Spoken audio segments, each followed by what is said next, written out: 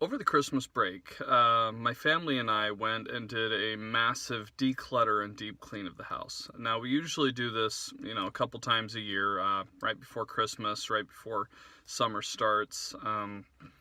But this time we went like extra deep and we decluttered things that have been hanging around in our family for, decade and a half to almost 2 decades. Things that we just don't use, but we were keeping around for sentimental reasons and things like that.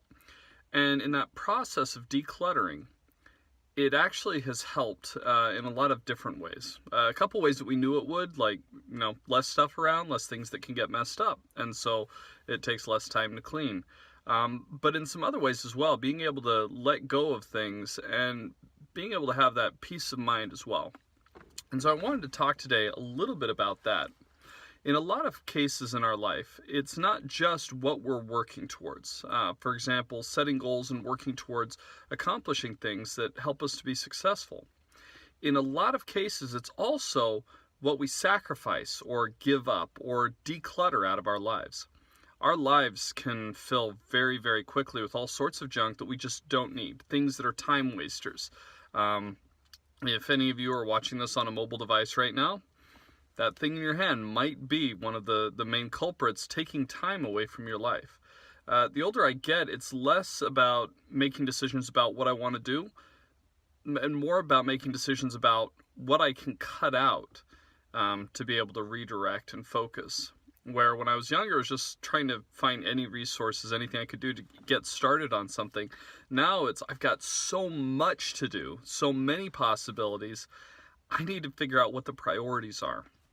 And so I encourage you to take a look at your own life and see what, not just that you can start, but what you can cut in order to start making progress in your life or to continue making advancements that you're working towards.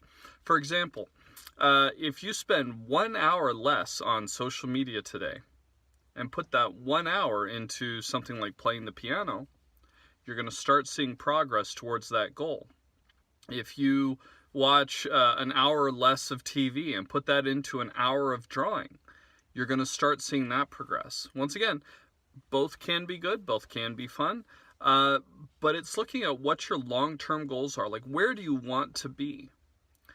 If you have a goal, but you're not actively working towards it, or you feel like you don't have enough time, because that's the biggest complaint that I hear a lot is, well, I can't find the time, I can't make it happen. Well, what have you sacrificed to create that time? We have a limited amount of time each day. And so it's finding things that you can cut to be able to make progress towards your goals. In my case, Friday and Saturday, I had to cut out any TV, any games, and a lot of other things so that I could focus on getting artwork done to advance the game project we're working on. I had to sacrifice something to make that happen. It wasn't just putting in the time, it was cutting out something else that would have taken that time. And in some cases, it's trying to figure out which thing to sacrifice out of two equally valid things. I want to practice music, I want to practice art. I need to focus on one or the other. If I'm trying to split my time between multiple things and only doing each a little bit, then I'm not going to make really good advances on either. And so sometimes it's choosing which of the good things that you need to cut out so that you can focus on things that are going to get you towards the goals you're shooting for. Anyway, we're continuing work on Electric Flo, and that's coming along well. Also, the new website, Bawden Studio, has finally been updated, and I'm working on expanding some of our secondary websites. That's it for this week. Hope you enjoy. Bye.